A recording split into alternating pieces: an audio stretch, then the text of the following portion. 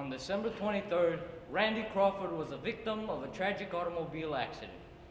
He lost control of his vehicle on the icy roads of Wolf Creek Pass. He was transported to St. Mark's Medical Center, where he never regained consciousness. Mr. Crawford is survived by Julia, his loving wife, and his daughter Haley, 6. Memorial services will be held at Sacred Hearts Church on December 30th at 11 in the morning, casual attire. Now, I don't know about you, but I was never a real fan of obituaries. They're downright morbid if you ask me. No, I mean, I understand their purpose and everything, but it still kind of creeps me out to think about all those people who read them every morning. I mean, before that one, I don't think I read one in years, but that one, well, that one was mine. Like Randy, we will do anything for love. People have written poems for love, fought for love. We live for love, and we will certainly die for love. What's unclear, though, is if we die for love, how can we be sure it was worth it? After all, as Molière reminds, we die only once, and for such a long time. XOXO by Craig Shafer. You know, oddly enough, I haven't even thought about having a drink for a while now. And let me tell you, that's a big step for me. Yeah, that was probably the last thing I had before the accident. I was drinking over at Mickey's off Highway 80 with the guys after work. No, I didn't have just one or two, I had a bunch. I don't know how many. The weather was bad, the roads were icy, and I shouldn't have driven, but I lost control of the car and had a close encounter with a big oak tree. And that's it.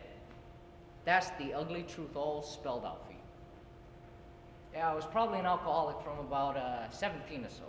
No, but I met Julia in college when I was 20. Now, Julia was the most beautiful girl I had ever seen. Julia was worth not drinking, and so I did. For about a year. We got married a year later, and I was the happiest guy on the planet, but then Jules got pregnant, and I got scared. I was so freaked out that I started drinking again. Not a lot, but sometimes, you know. The scariest part was actually being in the delivery room with Jules. I mean, I had no idea all of that stuff could come out of my wife, but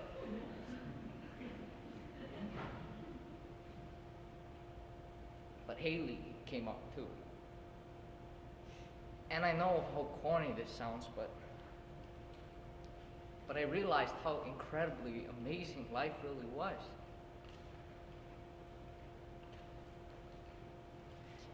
You should probably know I tried to quit drinking. And I tried even harder after Haley was born. I went through so many AA meetings that sometimes I'd go to a work meeting, and when it was my turn to talk, I'd almost blurt out, "My name is Randy, and yes, I'm an alcoholic." No, I mean, the meetings would work for a while, and then I'd just stop going. If I hadn't drank in a week or a month, I'd convince myself I didn't need to go anymore, that the meetings were stealing my time with Julia and Haley. And then I'd drink again. Now, I wasn't a made-for-TV sort of drunk. I never hit my wife, and I never yelled at my daughter. I was what the substance abuse people called a disorganized alcoholic. When I was drunk, I wouldn't do things I promised to do. I'd forget, and that's how I hurt my family. When Haley was 5, I missed her kindergarten play, The Grinch Who Stole Christmas. Haley was little Cindy Lou Who. You know, the little Who girl who tells the mean old Grinch not to steal a family's Christmas tree?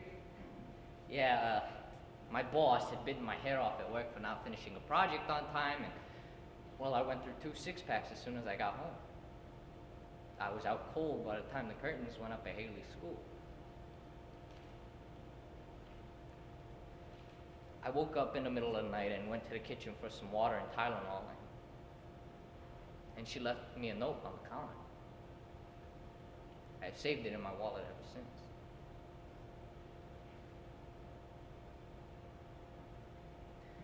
Dear Dad, Mom says I was the best Cindy Lou ever. I'm really sad that you weren't there because you're my dad. And I always want you to be my dad and not the Grinch. but I love you even when you're the Grinch. XOXO Halo. I spent the rest of the night sitting in my daughter's room, watching her sleep. I mean, what kind of father hurts his little girl like that? What kind of father picks up beer over his daughter? What kind of father was I? I was sober enough that she was able to love me, but drunk too much to be able to keep her from hurting. It was the same with Julia. I wasn't father or the husband that they deserved. I was sober enough to somehow hang on to a job and provide for them, but drunk too much to be the man I meant to be. The man I wanted to be.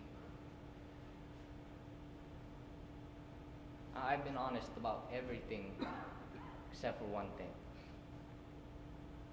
Might as well just go ahead and spill it, right? That night at Mickey's,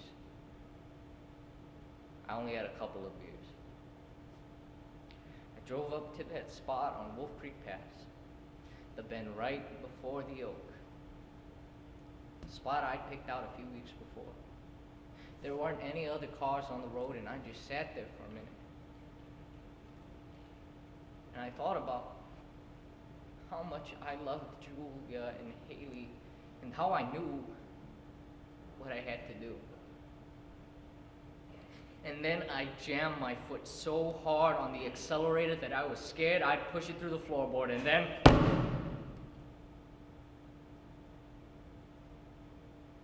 And then I died. Out there, all alone on Wolf Creek Pass in the middle of the night. I died because I couldn't stand to keep living as someone I wasn't meant to be. I died because I couldn't keep hurting the two people who loved me no matter what.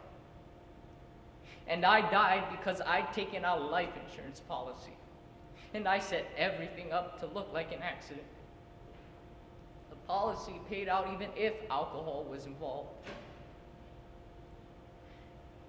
Everything worked out, just this plan.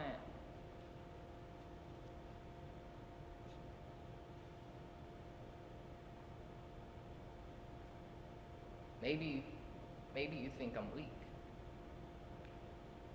Or you think I'm a horrible person.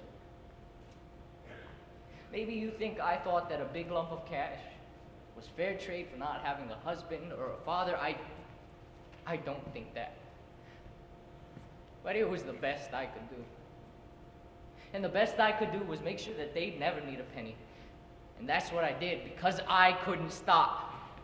And I wasn't willing to keep hurting the two people who loved me no matter what. So, I don't know how long I have to stick around here. And I sure don't know what's next. But I do know one thing. I can wait forever. And I will if I have to.